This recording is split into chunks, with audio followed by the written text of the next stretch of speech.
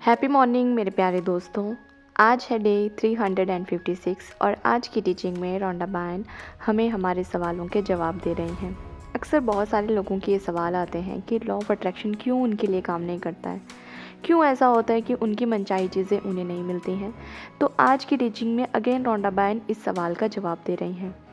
तो आपने एक बात नोटिस की होगी कि आजकल ये जो टीचिंग्स आ रही हैं उनमें वो बातें रोंडा बायन हमें बार बार बता रही हैं जो कि अक्सर बहुत सारे लोगों के सवाल होते हैं। क्योंकि अब देखिए बहुत ही कम टीचिंग्स बची हैं, बहुत ही कम दिन बचे हैं इस साल के पूरे होने के।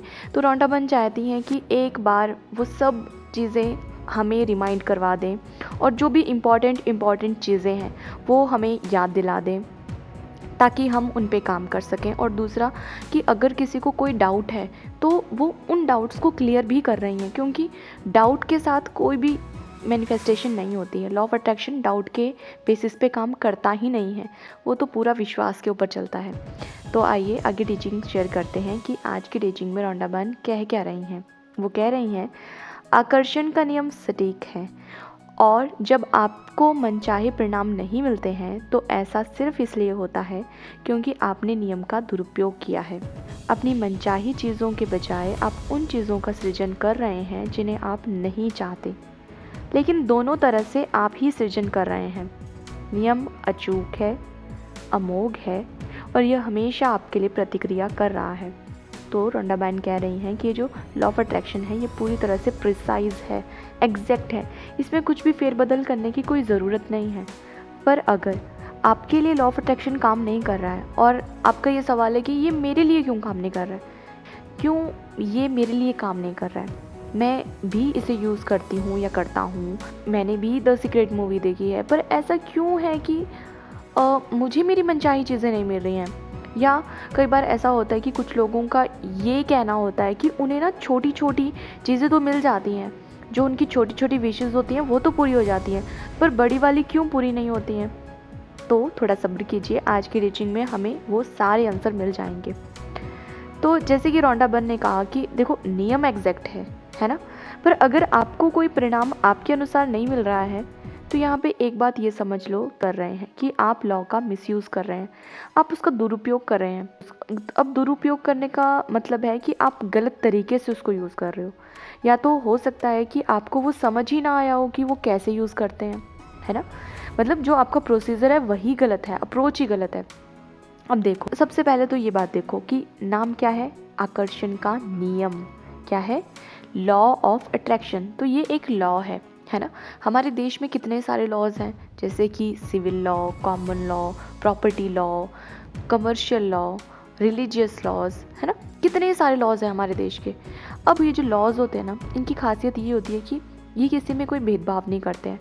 कोई किसी भी जाति का होगा, किसी भी धर्म का होगा, चाहे वो अमीर होगा, गरीब होगा, लड़का होगा, लड़की होगा, कोई भी जेंडर का होगा, है ना, किसी भी स्टेट का होगा।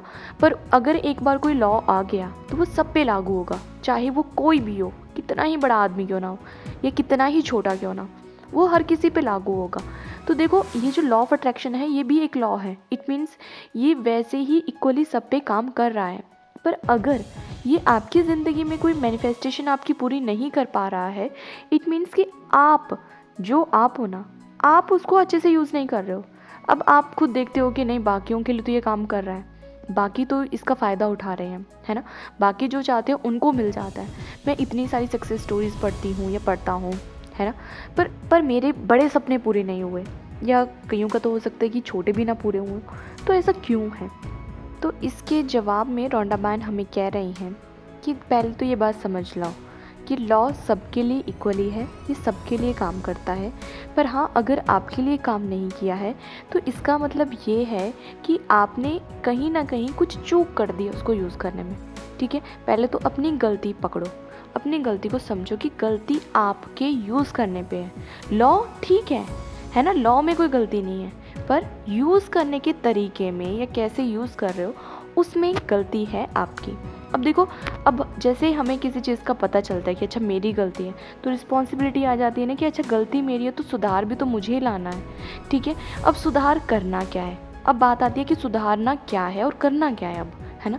तो रॉन्डा बर्न कह रही हैं कि अच्छा गलती पकड़ ली है तो अभी ना गहराई से देखो कि गलती क्या की है।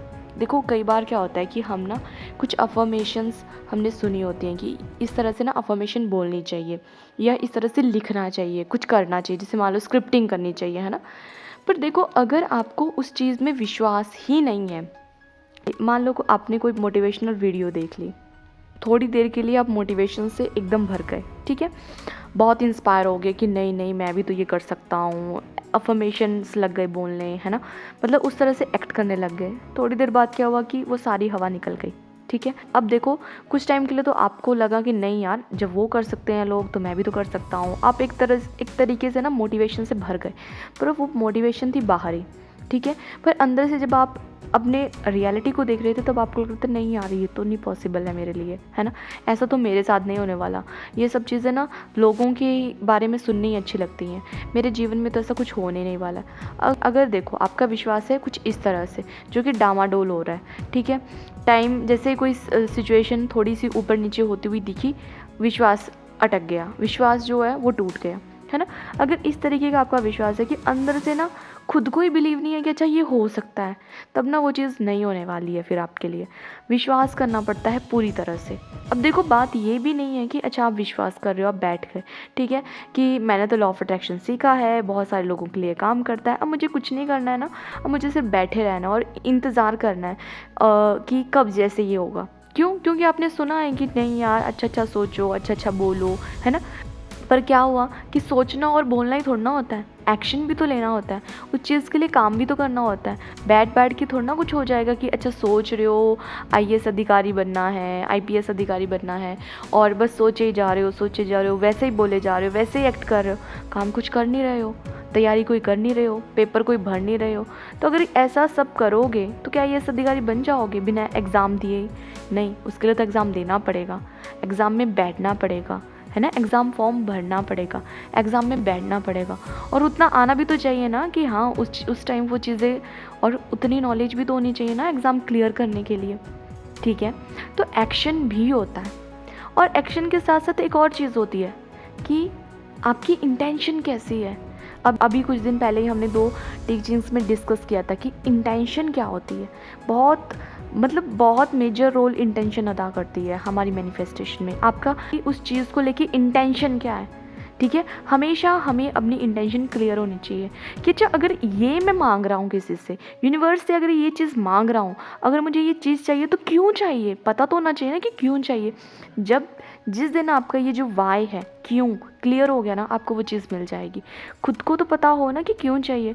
अच्छा मान लो कोई लेडी है, उसको बचपन से ना बहुत शौक है कि उसके पास ना डायमंड की रिंग हो, ठीक है, तो मतलब उसको शौक है, ठीक है, उसने बचपन से ही मतलब एक होता है ना कि ख्वाब देखा है कि नहीं डायमंड की रिंग हो, डायमंड की रिंग हो। अब मान लो कि वो लॉ ऑफ अट्रैक्शन को लगी जानने, ठीक है, अब उसको लगा कि यार अच्छा ठीक है, तो मैं ऐसा क्या करती हूँ ना, डायमंड की रिंग अट्रैक्ट करती हूँ, ठीक है, तो ठीक है ना, वो कर सकती है। अब वाई क्या था, यार मेरे को ना बचपन से शौक है कि मेरे पास ना एक डायमंड की रिंग होनी चाहिए। भाई शौक है, आपकी मनपसंद चीज़ है वो, आपको पता है। अब क्या होगा, शौक मतलब कि जिस दिन वो पूरा होगा, आपके पास डायमंड की रिंग आ जाएगी, आपको बहुत अच्छा लगेगा, मे बी आपके लिए प्राउड मोमेंट बन जाए। क्यों? क्योंकि बचपन से वही सपना देखा है कि अगर किसी दिन मेरे पास डायमंड की रिंग होगी। तो ठीक है ना, आपका वाई क्लियर है कि हाँ यार मेरा तो शौक है, मुझे बहुत पसंद है डायमंड्स, है ना, मुझे डायमंड की रिंग बहुत पसंद है।